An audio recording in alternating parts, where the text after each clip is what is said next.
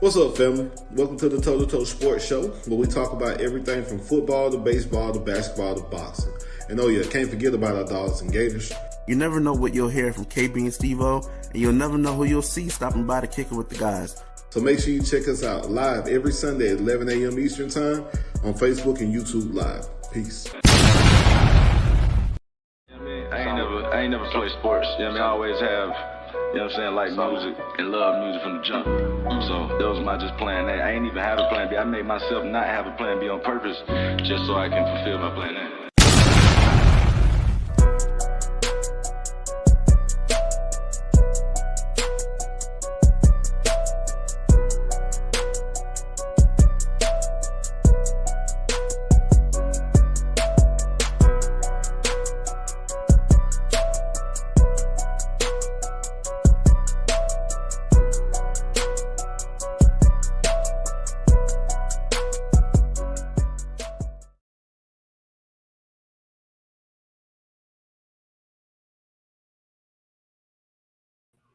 God, every time I talk before the joint, I'm muted, boy. But I think this is how we come in, bro. I think this is how we do it. What's going on, my boy? Hey, man, I can't call it, man. It's a beautiful day. Shout out to the. I see it's a little bit clear, you know what I'm saying? Y'all see the boy, you know what I'm saying? Well, hey, I was looking over there, boy. I got them things on the side, skit. Oh, I see Yeah, it. you know what I'm saying? Look, you know how long it took me to grow this, you know what I'm saying? All my life. I've been fighting all my life for this little strap. I ain't cut it in. Man, let me tell you, boy, facial hair do not run in my family like that. I can literally count 2, maybe 3 people on either side of my family with facial hair. It's crazy. Hey, man, sometimes, you know, it just ain't meant to be, man. But, hey, you got it. Hey. I got enough. Don't go to no barber and, you know what I'm saying, he accidentally, you know what I'm saying? Man, you mess up one side, take forever to grow that patch in. Just enough for the misses that, you know what I'm saying, to play with it. That's all. That's all it takes. All you know what I mean? My boy, what been going on? Man, you know, nothing. Texas living, you know, almost got caught in a tornado last week. Yeah. Yeah. Every time I see them storms come up now, I be like, okay, I see if it's over there by Houston. Let me see which way it goes. I know my boy KB over there on the right side. If it go left, it's cool. But yeah, man, Houston been getting it bad. New Orleans, it's that time of the year, man. And unfortunately, they talk about this is supposed to be like a record-breaking storm. The number of storms we're supposed to have already forming. So yeah, man, you gotta be safe out there in the streets. Bro, we was in the bathroom, blankets hunkered down. Had to get the wind was crazy through my patio, furniture all over the neighborhood. Hey. It was, bro. It was like tornado, like down there. We were right over. They were like, "You in? Where you at? Hunker down. This is real." So thankfully, nothing messed up, man. In our area, like there was just like some stuff, like I think people had like some damage, like to their homes, but nothing like knocked down homes, knocked cars off the road type stuff. At least in my area, there were fatalities and stuff like that. So you know, RIP to all those people and their families. But yeah, man, tornadoes, bro. I can't mess with it. But other than that, you know, beautiful. It's been nice. That's what's up, man. ATL had a main water break, so they don't shut down. All the Meg Thee Stallion concerts have been shut down. What's going on, Auntie? How you doing? All the Meg Thee Stallion concerts have been shut down. All the major venues downtown have been shut down. Hopefully, it's not working tomorrow. So when I got to go to work, because your boy worked right down there by the water break. So they sent their email saying we ain't got no real water in the building and all that. I'm not there. Not there. The HVAC system don't work. Get what? I'm not there. So that's all fun and games. Man, listen, I know everyone talk about sports, but I think the biggest thing right now for all sports heads and video game heads is this NCAA football 25 that comes out next month on the 15th. Everybody's been waiting on the gameplay. Everybody's been waiting on to see how they kind of incorporate some of the newer features that we've seen on Madden, like player abilities. We got some exclusive, not say exclusive, but we got the actual gameplay breakdown from Kirk Herbstreit, man. We're going to play this video, let it rock, then we'll come back and talk about it.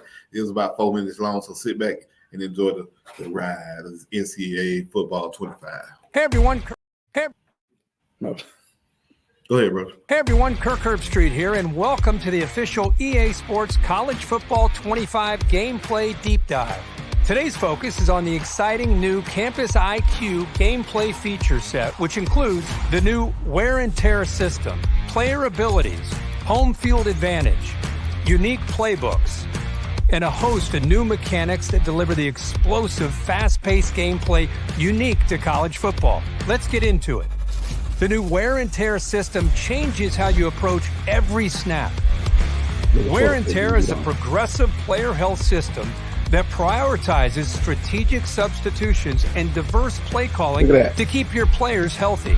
With wear and tear, every hit matters, but not all hits have the same impact. And a single hit, like a blow to a quarterback's throwing arm, can change everything, just like it can in real life. Every hit scales differently and will have unique effects on a player's performance as damage and fatigue add up over the course of a game. Managing wear and tear is critical to your team's success, both in a single game and over the course of a season. In EA Sports College Football 25, we're introducing both mental and physical player abilities that help separate highly skilled players from untested freshmen. In contrast to the pros, where superstar talent is generally balanced across the league, the player abilities in college were designed to showcase the overall discrepancy in player and team skill levels. Physical abilities boost attributes like breaking tackles or can provide protection from wear and tear. Mental abilities enhance intangible traits like leadership, pre-snap clarity at the line of scrimmage, and staying calm under pressure. Here you can see the stadium pulse meter is maxed out, but the visiting quarterback does not have the mental ability, headstrong, which provides resistance to distractions. The visiting quarterback here does have headstrong active, so he can see the field more clearly and will be less prone to mistakes for this play. A player can have up to 8 abilities, and they can scale in effectiveness, providing situational advantages throughout a game that ignite the dynamic and unpredictable moments that make college football so exciting. From Tiger Stadium to Happy Valley, we're pumping the sights and sounds of the most iconic and daunting home field environments right into your living room. And with home field advantage, the host team has the upper hand.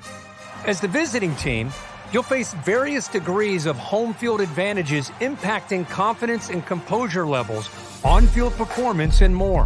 Home field advantage will disorient players with lower composure levels more than it will for the level-headed players. Decisions like audibles and hot routes will become more difficult because these stadiums will be rocking, so it's more important than ever to keep your team in manageable down and distance situations. With 134 FBS teams to choose from in EA Sports College Football 25, the wide range of play styles is something you can't experience anywhere else. From wide splits in Oklahoma, to the triple option at Air Force, to Michigan's dominant ground game, the playbook variety makes for unique matchups every game. Take out your rivals with new user reverse handoffs, explore the new option game, and other new trick plays. With more teams throwing the ball all over the field, College Football 25's revamped passing mechanic adds control and variation to every dropback. To expand player variation at quarterback, we focused on tuning situational throws and an array of new trajectories that will provide more passing control with a timed button press. Other new gameplay mechanics will give you more control before and after the snap.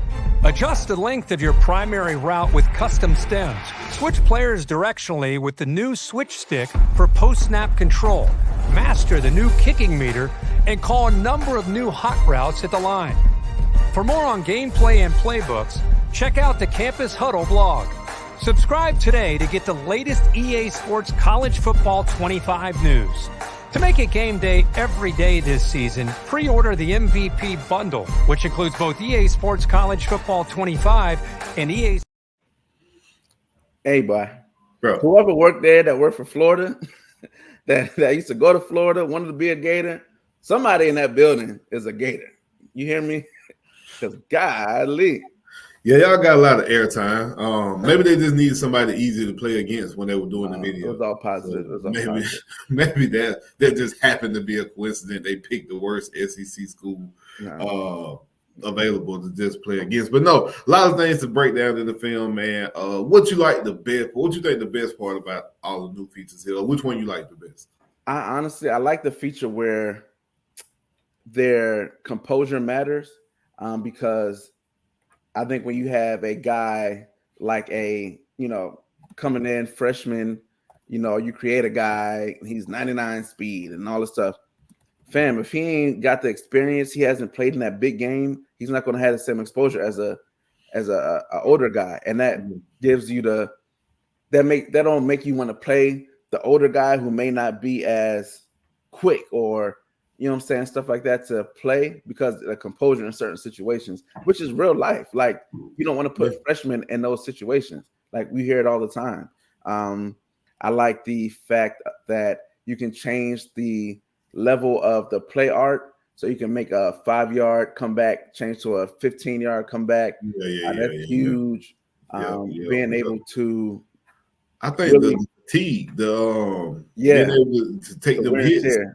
And being able to affect the game where you can knock a quarterback out because you hit him on the arm. You know what I mean? So that might make you go a little bit more for hit stick tackles. And, you know what I mean? Your running back can't keep taking punishment because he's getting beat up bad. So I think putting all that into the nuances of the game, bro, that's crazy. And that's real life, though. Like you said, that's real. Like, people get hurt. People have nagging injuries. You don't want to worsen the injury or make the injury any worse by playing them that week or something like that. So a lot of decisions to be made, and it seems like a lot of in-game substitution and in-game type chess that you're going to have to play as well, because you still got the transfer portal that they haven't even broke down and talked about yet, because if you don't play him enough, maybe he's going to transfer out. Yeah, I actually read about that. So in a dynasty mode, you're the coach, right? So you're in control of running the team. And if your players become disgruntled, that can have them hit the portal. Like, that's in the game. Like, as far as their happiness, things like that, they're not being utilized. So you're going to you can't just come out the gate and just throw it 80 times and expect to bring in a 5-star running back or keep your running back because he wants the ball. So you have to be selective. Even if it's a team like, say, Florida, right? We're a pro-style offense. But say I'll be like, I want to run the triple option like Air Force. It's not going to work as good. Like, it'll still work, but it's not, the players aren't fit. That's not the program for that. So you can switch things and be like, I'm going to be an air raid team. Well, if your team ain't an air raid team, it's not going to be as successful as it would with that. And I like that you just can't plug and play and change stuff. So, man, I'm excited, man. I'm in 2 college leagues right now. Ready to select. Game ain't even came out yet, KB. How the hell you in 2 leagues already? Folks, though, before they said that you only have 32 people, there was leagues that had 130. Like, it was people that was like, we're going to have a spot for every team. But you can only have 32 users, just like Madden. But you can pick whoever you want to pick. But, yeah, man, people are getting in line. The game comes out next month, so the excitement is there. People are excited, man. A lot of people's already pre-ordered the game. Yeah, me myself too. We've been researching, reading, watching. Waiting on the video from Kirk Herbstreit. Then I think another video coming out from the other announcer where he's supposed to break down like the announcing and how they did the behind the scenes of the sound of the game and how they had to redo the calls and trying to make the calls come alive and seem real. So it's a lot of people that's been deeply rooted into this college football thing, and we haven't had a game since 2014. So of course people are always looking at this like, hey, even if you don't like Madden, there's so many people that don't like the Madden franchise that love the NCAA football franchise. You have so many people now that are coming back into the EA Sports world and into the college football realm because they didn't like Madden. Some people really, really did enjoy college football over the Madden game. So I'm excited. I can't wait. Like you said, I already pre-ordered. Paid the little $149, $150. It is what it is. You got it. So it is what it is. Oh man! So yesterday, bro, watching TV. Yesterday, this kind of—I'll say it's kind of like the downtime, but this is kind of like the calmer period of time where you don't have football, you don't have basketball. Well, basketball is about to be over with. We're going to talk about the Celtics versus Mavericks coming up in a little bit. Caitlin Clark versus Angel Reese yesterday was the marquee sporting event or the marquee game to watch outside of Deontay Wilder getting his ass knocked out. What do you think about the game yesterday, man, with Caitlin Clark? Man, it was exciting. I didn't get to watch all of it, just like little bits and pieces. But man, the excitement's still there. Like it ain't worn off. The old girl from South Carolina, Yep. Hey, Angel Reese might have to take a back seat. I know we love to buy you Barbie for the culture, but homegirl came in and just went like she been in the game. She went what 20, 25 and 5, something like that. Like just off. This was the first game. Yeah, that was her debut. I think she had been injured or hurt for the majority of the season, and yesterday was her debut game, and she came in and made a statement. But her and Angel Reese though together are going to be crazy. Oh my God, because Angel Reese can stretch. Like she's a real stretch forward. Like she can shoot, she can play on the perimeter, she can handle. It just like look a little stiff. Like she ain't as smooth as like a Candace Parker was, but you can see she has like the same kind of ability, but it's just not as smooth. But Caitlin Clark, God, man, like I'm not gonna lie. When the first came to the league, I was just like, oh man, they're gonna mess with her. Like, team. They are. I mean, you. But they're doing it to everybody. Let's.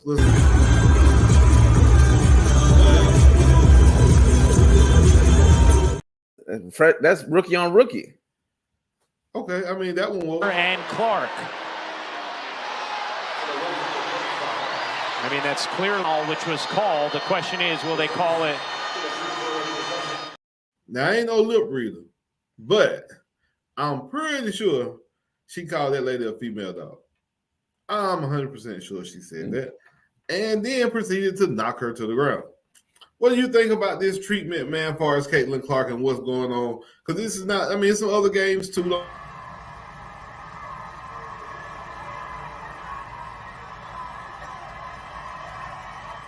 Now, she's not backing down. I love that. I love she going right back at them, getting right up, going back to the basket, making points, still getting buckets.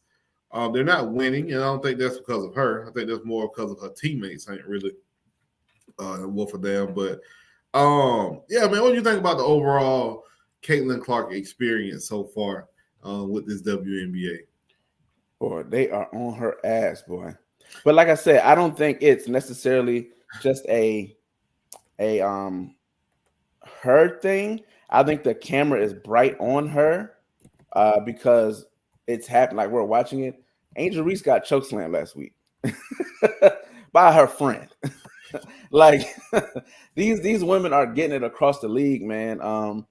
And I think everybody, like Crystal said last week, we're just getting seeing it that how physical these women are, and seeing that this is what Diana Taurasi was talking about as far as the adjustment to the physical game. Like, yeah, you can shoot and pass, but it's physical. And I think that's the difference. I got a video from Matt Barnes where he was talking about the physical aspect of it. Let me see. Let me try to add. You don't got it. I can play it. Oh. But yeah, man, it's I'm not surprised by it. I'll tell you that. What you think? No, I kind of figured it was going to happen. I don't think it's a Caitlin Clark thing either. I think any rookie is going to kind of get that kind of like rookie treatment. But I think now, like you said, she's packing out arenas. She's got the deal, the shoe deals. She's got all this stuff, but at the same time, her peers are looking at this like, hey, we've been doing this.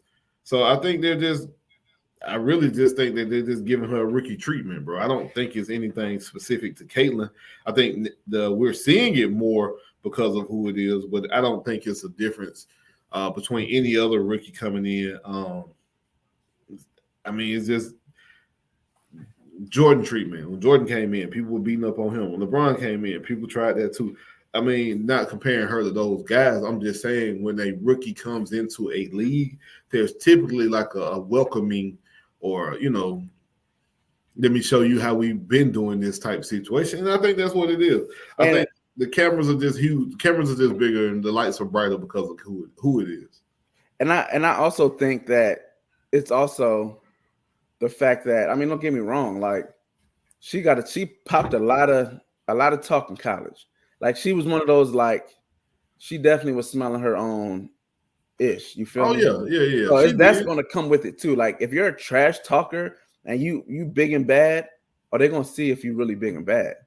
That's true. Let's see what Matt Barnes said. So there's a hot topic going on right now. Caitlin Clark says she got cheap shotted against the sky. I mean, throughout the season, she's been getting beat up. Hard screens, elbows, knocked down. It is what it is. She's not the first.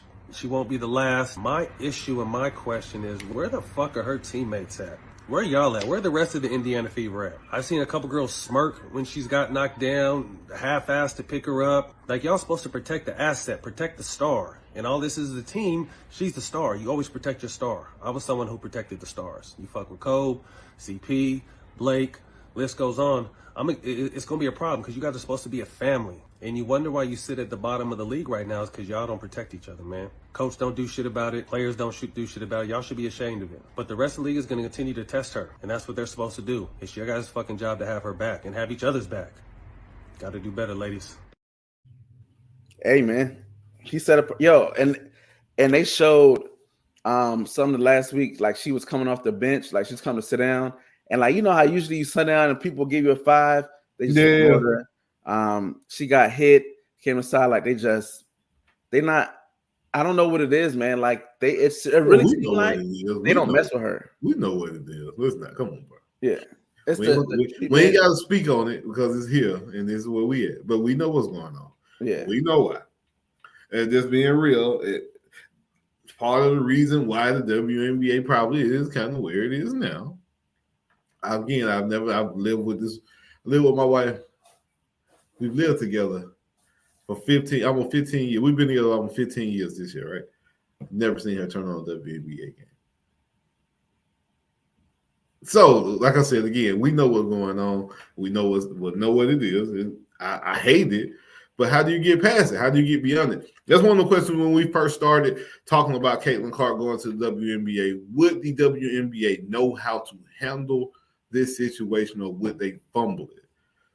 I mean, right now, I think they're handling it because it's so big, you don't have a choice and it's all good. But can they sustain like this?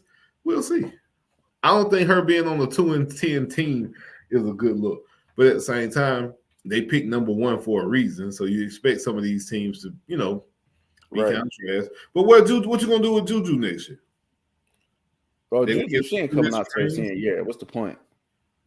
Yeah, you might be right. Like as far she's as probably making more money at USC right now than she probably would being the first overall pick. Well, I think Caitlin Clark was at $77,000 as the first overall pick annually. But I also expect Juju doesn't, and of course it's her freshman year. She don't move like she's got a gift of basketball. You know what I'm saying? And I think the environment she's in, playing in South, and she's been playing in LA her whole life. Like she's grown up there. She's played at the same school that Bronny played in. She, you know what I'm saying? She's been that girl. She's had the celebrities come to her. So I think for her, it's more of a unshaken, like, yeah, man, I know what it comes with it. You know what I'm saying? She's on the cover of magazines and stuff her as a high school senior. So Caitlin Clark really ain't nobody really get hip to her till last year when all of the stuff started happening, like as far as like the Final Four last year, the Elite Eight. That's when Caitlin Clark really bubbled up when there was the issue with her. I would say not even Caitlin though, probably just like the women's sport, because I don't say the women's sports, but college basketball, women's college basketball had been on the uptick since you had UConn girls and what they did out there. But you never had the star power on the coaching level until you got like Dawn Staley. Mm-hmm. You had the Angel Reese and Caitlin Clark Magic versus Bird type situation going on. Right. That's what really that's what really sparked it and took it off 2 years ago when everybody got interested. Like, oh wow, like look at these girls play. They're going at each other. So again, with the WNBA, it's about longevity and maintaining. How do you foster that? How do you nurture that and use it to grow your entire league? Well, I don't know if they can do that, bro. I think something that's recently happened may help. They have a women's professional. There's a new professional women's 3-on-3 league. So the same thing kind of with the big three, they're going to do it with women, with the professional players. I forgot which player, was it Breonna Stewart that's like spearheading it, but it's going to be like that. And I think that's going to be awesome because we get to see players get busy. Like Zaya Cook, one of my favorite female basketball players. She got handled. She reminded me of like Jamal Crawford with the handles. Like she nasty with it. But you don't get to see that in the WNBA like that because, you know what I'm saying, it's not that type of fostering environment. But when she was playing 3-on-3 in the Olympics, she was getting busy. I mean, she was going crazy. So I think that kind of street ball kind of thing where you're going to see a lot of the women like get busy, especially even women who like are not in the WNBA, like the what's her name? She was on the Las Vegas Aces, the second leading scorer in NCAA history from Syracuse. Okay, I know you're talking about. I don't know. She got cut from the Las Vegas Aces, and it sucks because there's not that many WNBA teams. So True. More women to play. You know what I'm saying? And I think when you have that aspect, I'm seeing the same team play the same 5 teams all year. Like that's not the excitement. The excitement is you get to see Caitlin Clark 2 or 3 times a year, not 6 times, 7 times. You know what I'm saying? So I think when they add more teams, like they add in the Toronto team, I think they're adding like 2 or 3 more teams. They just really need to have a women's basketball team for every NBA team. Sell the tickets together. Just like when you're in high school, we go to the girls' game first. We go to the boys' game after that. Right. Why not keep that kind of a setup going and use it as I don't know. It's just me. I'm not the ones that sit up top. I don't know the money aspect of it, but I just feel like the NBA would not lose money, and the WNBA would gain more if it was structured some way like that, where you had the girls play first and then the guys team play after that. Just my opinion. Man. I'm interested in this 3-on-3 thing to see how it goes. So I know like there's some women like ball handlers that are crazy with it. So it's going to be interesting. I'm going to definitely keep tabs on that. Maybe bring our, resident expert, Crystal. Maybe she heard about it. She can come on and talk to us about it if she's heard about it. But, man, overall, Caitlin Clark, hey, keep being tough. You know what I'm saying? Play your game. I don't know what's going on in your locker room, but they need to fix it. It's crazy. Somebody needs help. So that her teammate can't just sit back and watch her get beat up, bro. That ain't gonna work. You know what I mean? On no style. Coach got to step up and defend her and say something. I'm not sure if she has or hasn't, but it's interesting, but it's fun to watch. It's the first time we've been able to sit back and really talk about the NBA game, talk about what's going on. So it's good to get them that recognition and what's going on. Bro, the MLB, Major League Baseball, announced that they were going to now recognize the Negro League stats along with the normal MLB stats. So when you go back and look at it, and now that the MLB is recognizing these stats, some of these old records and some of these old placeholders have now been bumped down or replaced. Do you think it's a good thing for the MLB, or do you think we should leave it separate? Hell yeah. I don't know why it's taking this long. I mean, I know why, but yeah, man, like it's crazy that it's taking this long. I mean, you have the Negro League stuff in the Hall of Fame, you know what I'm saying, in Cooperstown. Like, if they can be in the Hall of Fame, their stats should be included. I saw a video, and man, I wish I had it, when he was talking about how people were upset that the MLB is recognizing. He was like, the issue was like, oh, their players, the level of competition. And it was like, fam, like when Jackie Robinson came in, he MVP. And he started naming like as all the black Satchel Paige, MVP, Josh Gibson. Like when they started coming in the league every year for like 9 to 10 years, there was a black player that was a MVP. So clearly they're up to par as far as that. But I love it, man. Josh Gibson, if you don't know, he played for the Monarchs. I'm very conversed in this baseball thing. So I talked to when they made the announcement on ESPN and everybody came out. I think it was maybe last Tuesday or Wednesday morning. There were around lunchtime. I actually went to like a little pub restaurant. Older black guy in there, bartender, and I'm looking at the thing and I'm watching it. And I said, dang, they finally, decided to recognize it. And he was like, man, F that. They should have kept it separate. So now I kind of got what he was thinking because he was like, bro, like you said, those stats have always been there. You've used the stuff in the Hall of Fame, like you said, to boost the Hall of Fame and bolster the Hall of Fame. Why is it all of a sudden now you just want to do this? Why wasn't this done, back in the day? So I kind of understood it, and I understood where he was coming from. But at the same time, you still want to get these players the recognition and get this stuff, recognized and put out there for the generations coming. So I kind of get both sides of the argument. Some people say you should leave it separate, give them their own Hall of Fame, put the Negro League in its own type of Canton type setup, historic museum. But I think you have to compare these stats to the greats of the MLB of the, the old era. So I like it, man. I don't have a problem with it. I've studied Negro League stats and Negro League sports. Like Satchel Paige was always my favorite player. You've seen it referenced in a lot of movies. So it is time that you definitely recognize it. But I mean, like you said, why now, or why does it take so long? You know what I mean? So, but I mean, and again, like I get why some people are like, keep it separate, keep it pure, or whatever. In a sense, because there's some black people that's like, yo, no, keep it separate. Yeah. But I think that on a totality level, there's going to be people who go into Cooperstown, you know what I'm saying, and see things, and you're gonna see Josh Gibson bat.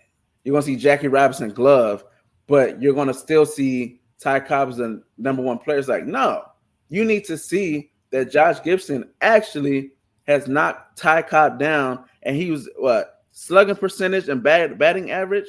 He has the highest one. So now the best player technically to ever play the game is Josh Gibson, statistically. And he knocked down Babe Ruth with the OPS, you know what I'm saying, and slugging percent. So he's the best batter, the best hitter to ever play the game. That's big. That needs to be in big, broad lights everywhere. Like growing up, I knew about Negro League styles. I played baseball. My grandfather was super big Negro League. You know what I'm saying? So I would say, but there's a lot of kids who just don't know who Josh Gibson is. There's a lot of kids who don't know who Satchel Paige is. And I think it would be a disservice to keep them separate and have to fish for it versus it being blown up everywhere and being like, see what this is. You need to know who more than Jackie Robinson. Shout out to Jackie Robinson, but there's way more guys who deserve that same level of attention who had it, if not worse, than Jackie Robinson had it. Like there's some stories. Like the guy who came in the league after Jackie Robinson, he had it way worse than Jackie Robinson had it. Yeah. You know what I'm saying? So it's a lot of just history that needs to be seen and blasted over. And like I say, man, I love it. Shout out to Josh Gibson, the greatest player to ever play the game. Yeah, I think you gotta, like you said, put it up in Canton, man. I keep saying Canton, Cooperstown. Sorry, put it up in Cooperstown with the rest of it, so it does something for the generations coming up. What we always talk about now that's big everywhere with representation, right? Yeah, you want to have representation, and like you said, knowing now that the greatest hitter of all time is not Babe Ruth or not Ty Cobb, is Josh Gibson. Right. That's going to matter when it comes up for generations, so people who get to go up to Cooperstown and see that. And you never know what influence stuff has on people as well, man. You never know. Growing up, how that might change a kid's aspect on what he want to do with his life or who he wants to be, or how, it may trigger something good within the older person who lived in that time and had to deal with some of the stuff that they had to deal with. And they think back to Josh Gibson being one of their heroes, and now he's being put in light. So it has different meaning, and it resonates different for different people. So I get it. I understand why doing it. And like you said, too, I understand the other side, because that dude I talked to in the bar, he was a black guy. He was not with it. He was like, why they want to do it now? No, leave it separate. And again, I get that aspect, too. I can understand that, the purity of it, like you said, leave it alone. You didn't want us then, why want us now? Yeah. I understand all the aspects of that, too. But I think that representation subsedes that, and, having that is more of a positive than it ever would be a negative. So I'm with you. Put it in, let it go. Let's see where it goes. I applaud the MLB for finally doing it. True, I play the MLB show, and I do play with the Negro League teams. Yeah, you saying I played the story mode where you learn. I learned more about player. I was like, oh wow, like there was a female that played in the major leagues. Had no idea. Yep. I was like, oh wow. So yeah, man, it's I like it. I do too, man. Oh man. I know we'll spend a few minutes on this topic. Celtics versus Mavericks. Now this series has a lot of stories to it. And I think I found a video to kind of explain some of the bigger storylines, but we'll roll the tape, man. Then we'll give our predictions on what we think with the Celtics versus Mavericks. Te están buscando. Ya no me dedico a eso. Pues las personas que creen que sí vienen hacia acá y no planean capturarte con vida.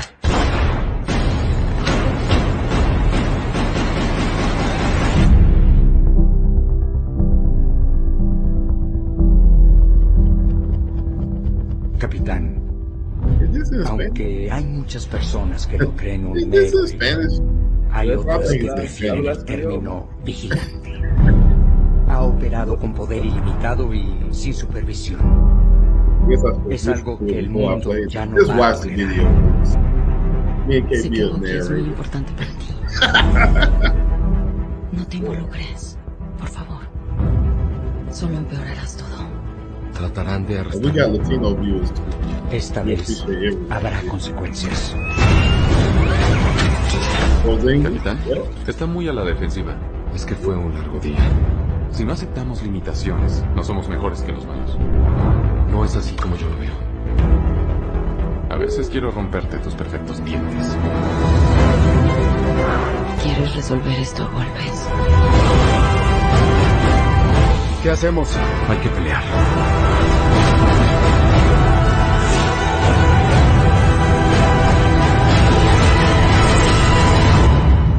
Lo siento, Tony. Sabes que no haría esto si no tuviera otra opción. Pero es mi amigo. Now, if somebody want to translate all that, cool. But man, we said the same thing. Yeah. Why is this Spanish? I have no idea. I thought when I watched it, I heard English, but I guess I didn't watch the whole video. But anyway, the storylines, bro. It's so we say the same thing, Triple G. I didn't know it was in Spanish. My fault, guys. I'm not gonna start speaking Spanish. We are unfortunately you can hit the audio button and it might translate us, but I can barely speak good English. So I know damn well I ain't about to try to speak Spanish. So yeah, I don't know why it's in Spanish. But anywho, the storyline from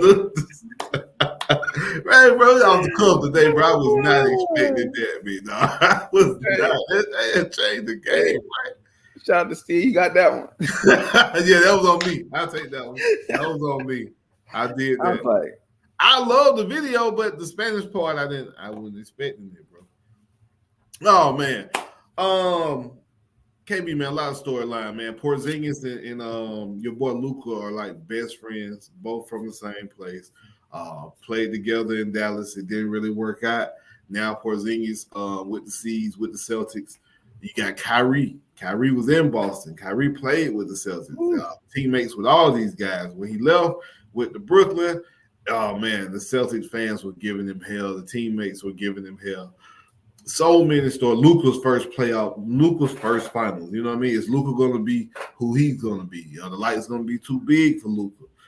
Jason Tatum, if you lose another one, what does that do to your legacy? What does that do for you, Tatum, in this whole situation? Yeah, Marcus Smart definitely probably in his feelings, I'm sure. But bro, what's the most intriguing storyline for you? We'll get into the game and what we think gonna happen game wise. What's the most intriguing storyline that you're looking for in this? A mature Kyrie, a seemingly mature, Jedi Kyrie going back into Boston for a series clinching game. I mean, I wouldn't wish my worst enemies to be black in Boston. But to be theirs and potentially winning a game like Kyrie has been on a mean Zen move.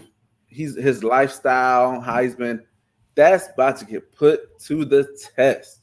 Like the things that's going to be said in that arena to him, how he going to be treated when he's in town, his family in a stand. Like there might be a baby, y'all can't come to these games. Like family, I don't want y'all even in the arena. Like you can be in a box maybe, but like I don't even want you in the environment. It's gonna be bad, bro. So that's what I'm gonna be watching. Kyrie against the Celtics in the finals. Yeah, I think for me, I want to see Tatum versus Luka. Like this to me, this is more. It costs.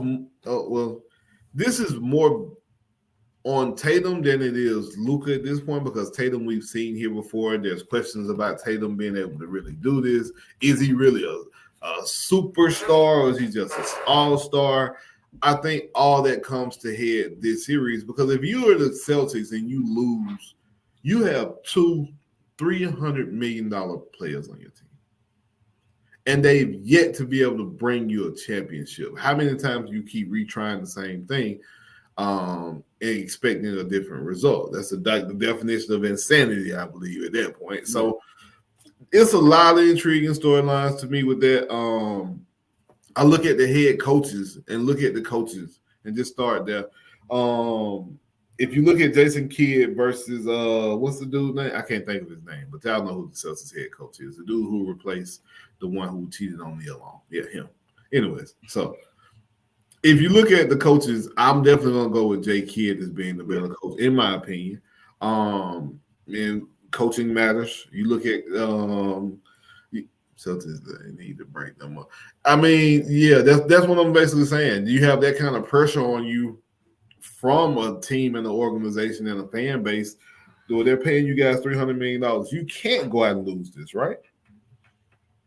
I think the coach on the hot seat too. How many times can you come in here, coach, and lose these type of games or lose these situations? You know what I mean? Will they go out and get a big name coach and bring him in to try to right the ship? I think with it being a newer coach, like you kind of get that, you know what I'm saying, to bring him back type thing. But man, I think it means more it matters more for Boston in the sense of the grand scheme of things. I think if Dallas goes and loses in 6, like you like, all right, Luka, maybe y'all need that one big man, or depending how they lose, you know what I'm saying? Like, you might have just need that one little piece. The Celtics, you got the vet, you got Horford, I believe still. You got White, you got the shooter, you got White. Your shooters, you got your superstars, you got your defensive guru, you got Holiday. Yeah. Like you have everything that a team would ask for there to be a championship run. And especially if Tatum doesn't perform, like if we ain't getting 20, 27-7, 27-5, like he got to be playing like on that like LeBron level type numbers when he plays. Like I need that 25, 8, and 8 on a consistent night. Same thing with Brown. I need that same 25, 30, 4 and 7. Like I need y'all to play to that caliber because I don't expect Luka to stop Tatum or Brown defensively, but he gonna get his buckets. And if they can't stop Luka, and I don't think there's nobody on the Celtics who can stop Kyrie. So it's just well, that's what Drew Holiday's supposed to be for, right? I ain't saying nobody can stop Kyrie. That's why you bring Drew Holiday to the Celtics, because you want him to be able to stop the best guard on the other team. Is he going to be able to stop Luka? Hell no. But you're supposed to have Tatum or Brown for that. The matchup favors the Celtics to win. Yes. But the players, and like you said, the Zen that Kyrie's on, this Luka's unstoppable at this moment. The role players on the Mavericks are making all the plays they're supposed to make at the time they need to make them. Timely baskets, timely buckets. I just feel like the Mavericks got the momentum. But again, the Celtics should have the better team and have a better matchup on paper. So absolutely.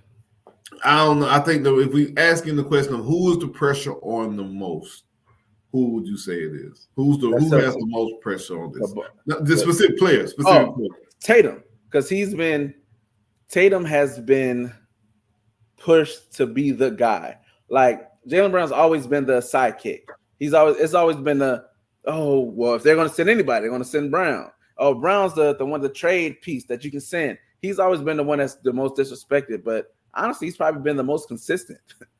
Tatum has been pushed to be the face. They try to make damn near the face of the league for a little while. Like they're giving it to him.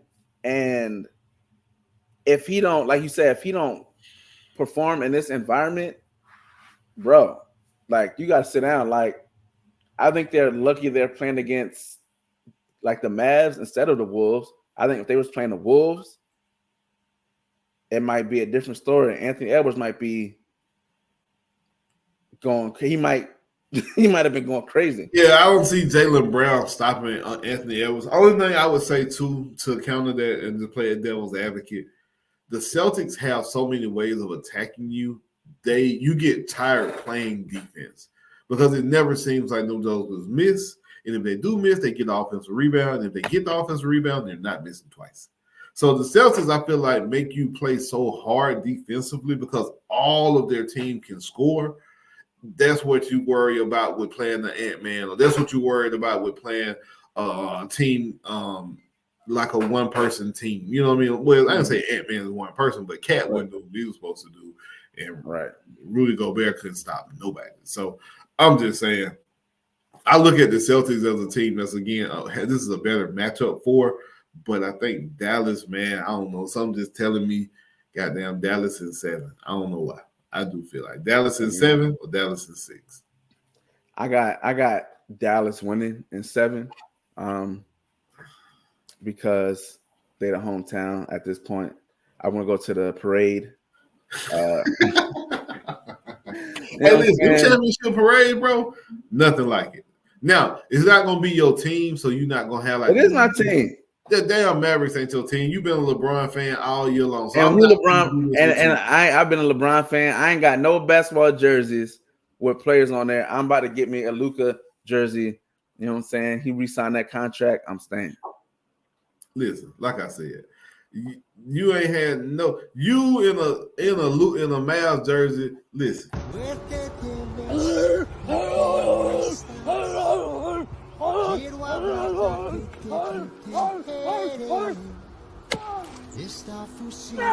is that a Tebow jersey he got on? Why y'all whole fan base looking like? That's all I want to know. You need that type of fan. That's the guy that's gonna bite Kirby ankles if it go down. That's the guy you need. He gonna bite his own damn ankles if he go. Hey, that's the guy you need. That's gonna be like, that's gonna go in there and be like, look, just go in there and just do it. And they be like, okay, yeah, hey, you listen, need that guy. I love all Gators, baby. Whoever put that out there, hey, listen, I seen Gator Drew. Shout out to Gator Drew, man. Shout out to what they going on. What y'all boy got going on too, man. Yeah, man. I saw Gator Drew said, why you got to be our damn fan base? Why you got to have a Gator jersey? Hey, bro, I saw that. That's old boy. There's probably a dog put him in a jersey to go out and do it. That's the type of stuff that be going on. That ain't a Tebow jersey. That's a Ja'Cory. That's somebody else wore 15. Nah, bro, that was Tebow. He had a Tebow jersey. It was a throwback. That was the Tebow era. No, hold on. Where are you pointing at? I don't trust nobody that's pointing at something and I can't see what they pointing at. I don't trust nothing they talking about. I don't trust nothing they say. Where you pointing at? Trying to be cool. I don't believe it. Hey, man. Listen, man. Oh, man. All right. So we got a few more minutes, man. We're going to get up out of here. Oh, man. Last thing I know coming up, man. Last night I was thought I was going to watch Deontay Wilder come out and really just reestablish himself as one of the, top heavyweights. But instead, I cut on the boxing match, and the first thing I kind of see, I turned it on right when he was getting popped.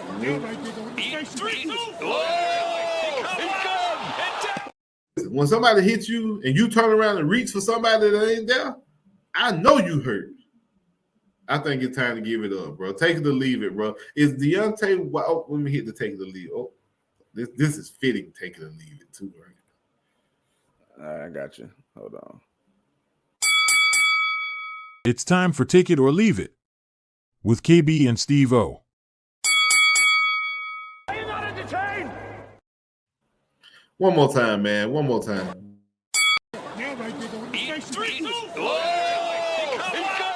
Bro, listen. That hit you and you turned around. You did a 360. Fam, I'm not a boxer, right? I ain't took a boxing class. I ain't saying I fought my whole life, but I've had a few squabbles. I know enough to know you don't turn your back to anybody you fighting in any environment, especially after you hit. If anything, you better go down, you better cover up, you better sink back. Bro got hit, turn around and get the strap. He got hit again. He ready to shoot up the spot. Yeah, man, Deontay Wilder, man. I don't know.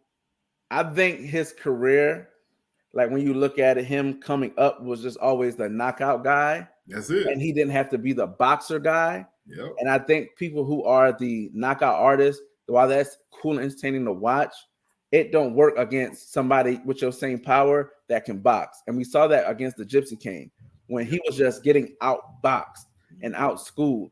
And even the Gypsy King just lost a week or two ago. Yep. He lost all his belts. Yep. So to somebody who outboxed him. Nobody trying to go in there and just knock him out, knock his head off. And I think that's what Wilder, like you said, man, you're a knockout artist. That's fine if you can do it while boxing.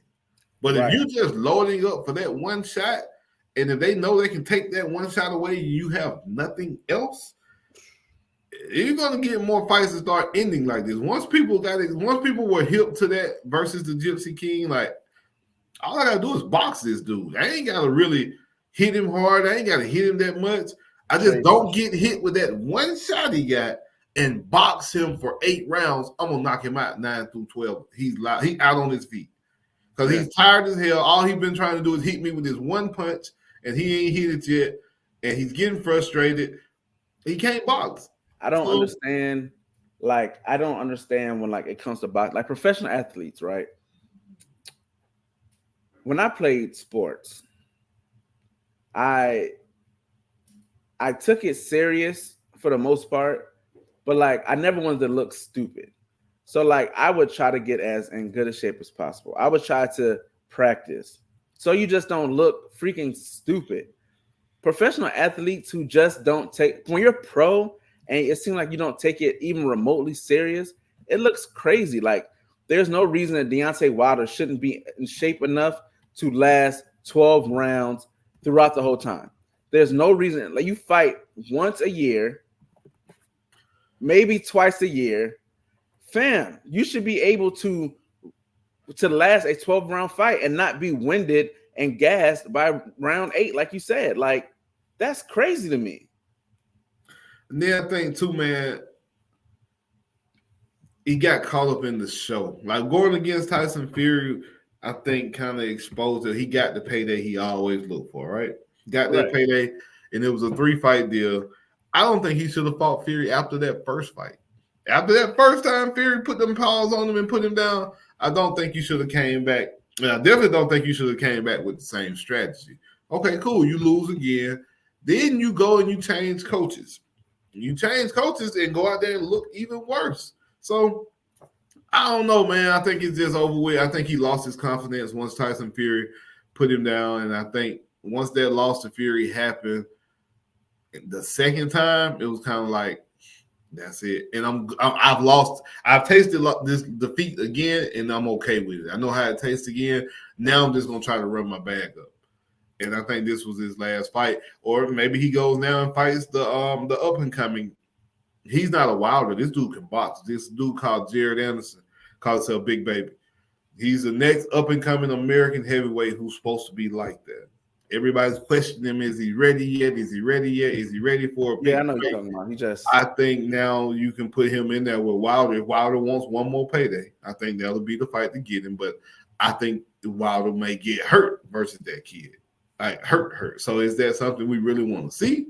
Bro, like I think this should be the last of Wilder, in my opinion, but I don't think I mean, them checks different though.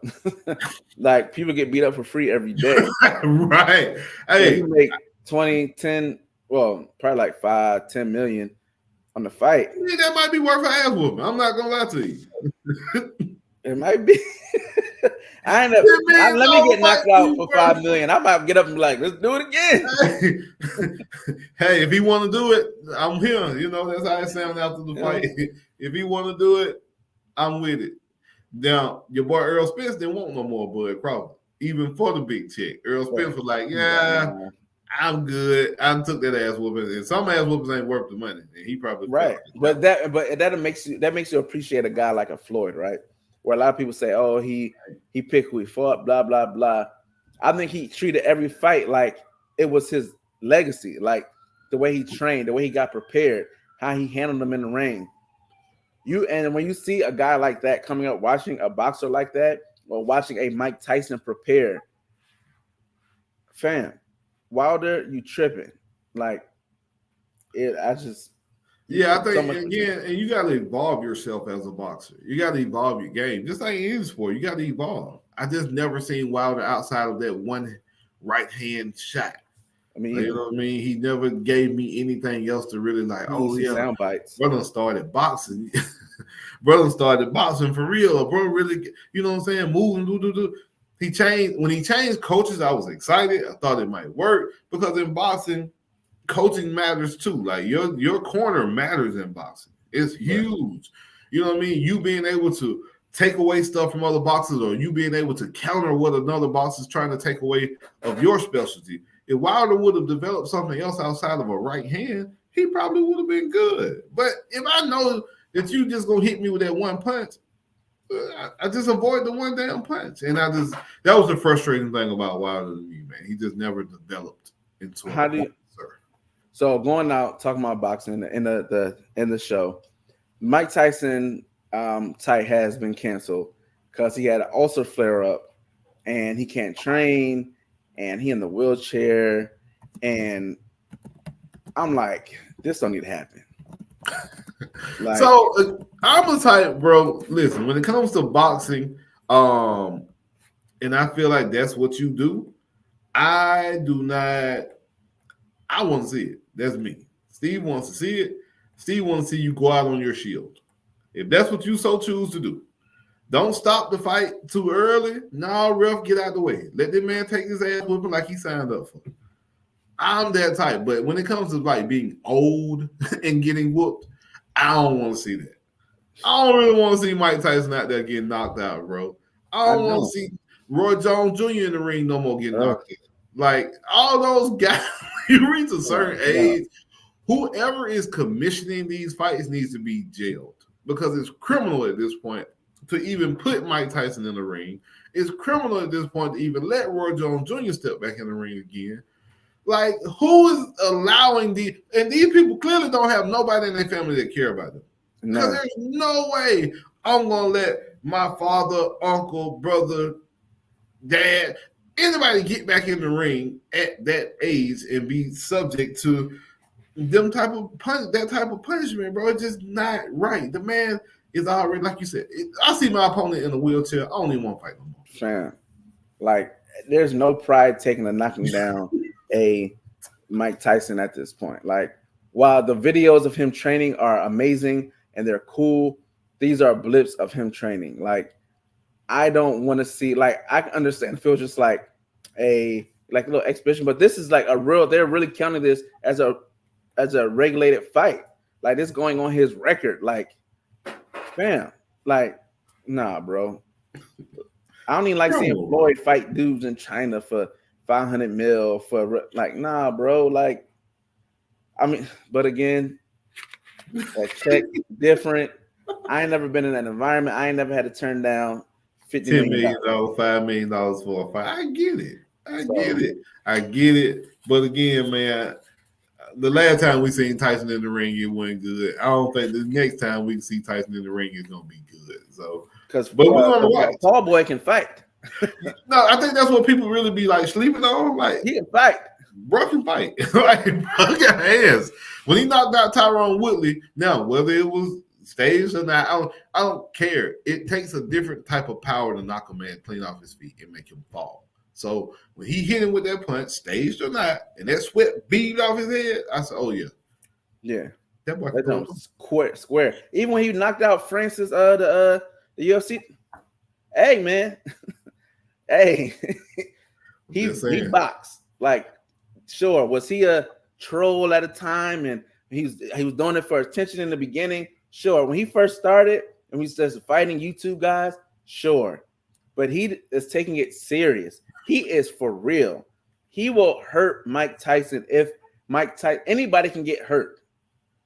Yeah. And a 50-something-year-old Mike Tyson against a 28 Logan Paul or whatever old he is, fam, y'all stop playing with these boys. Have you ever seen a lion attack a chihuahua? It ain't gonna be pretty. I don't expect nothing pretty to come out of it. But hey, it's boxing, and you can't play boxing. I always tell people that. You can play a lot of sports. We can play football, we can play basketball, we can play baseball. You can't play boxing. Somebody's going to get hit, and somebody's going to have to go down. You're going to get hit. That's it, man. Oh, man. So, I think we covered everything, man. I don't have nothing else. What you got going on for today, my boy? Nathaniel. I'm practicing for Father's Day. Some of you know how this couch feel.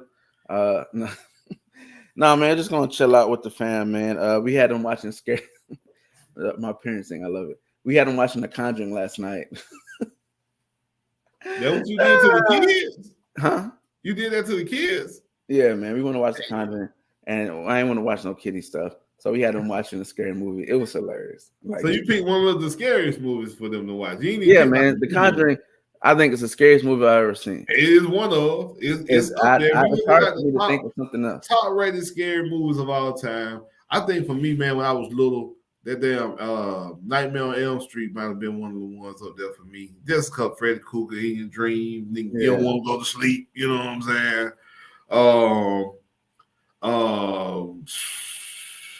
Tales from the Hood got me when I was a kid. Yeah, I'll tell. Because my grandma had one of them dolls in her house. Now I'm a little black kid, so I don't know why I was scared of the doll when you think about it. Like, we're on the same team, but still, it creeped me out. Creeped me the hell out.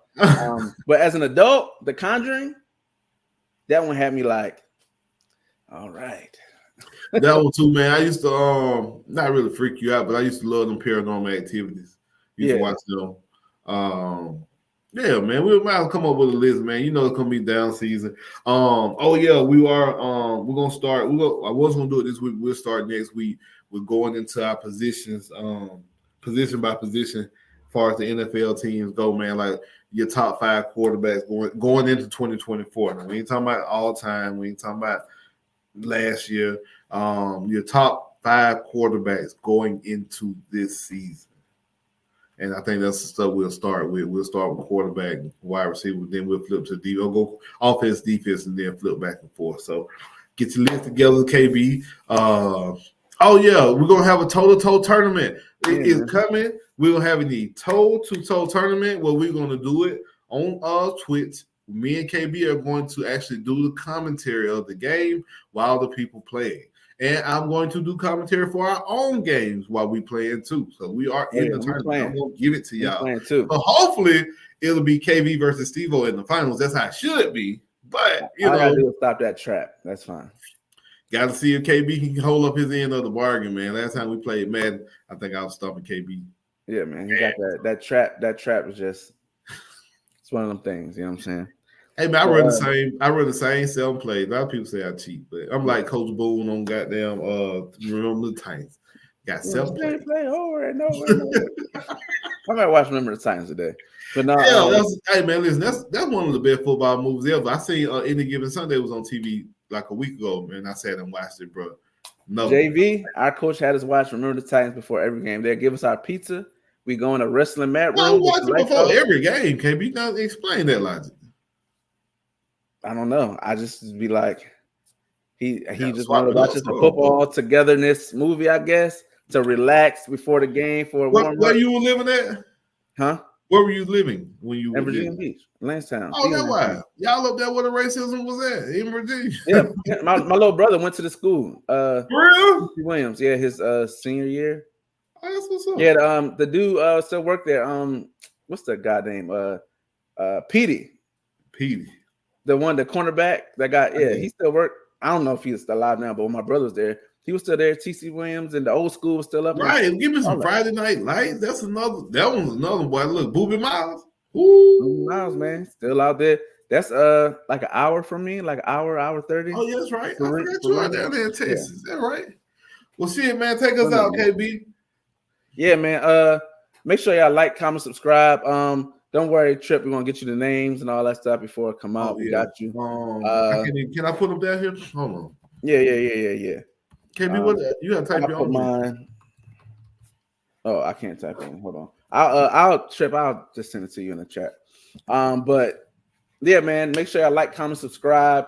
Make sure y'all share. If you rewatch the show, make sure you put rewatch #replay. We'll rerun the episode. Oh, shit, that's wrong, to see it. Make sure anything you missed. Again, appreciate the support that everyone's giving, the followers, the lookers, the watchers. Oh, yeah, man. We appreciate it. Non-tweet deleters. Yeah, all that. We out. Peace. You know what I mean? I ain't never played sports. You know what I mean? I always have, you know what I'm saying, like music and love music from the jump. So that was my just plan A. I ain't even have a plan B. I made myself not have a plan B on purpose just so I can fulfill my plan A.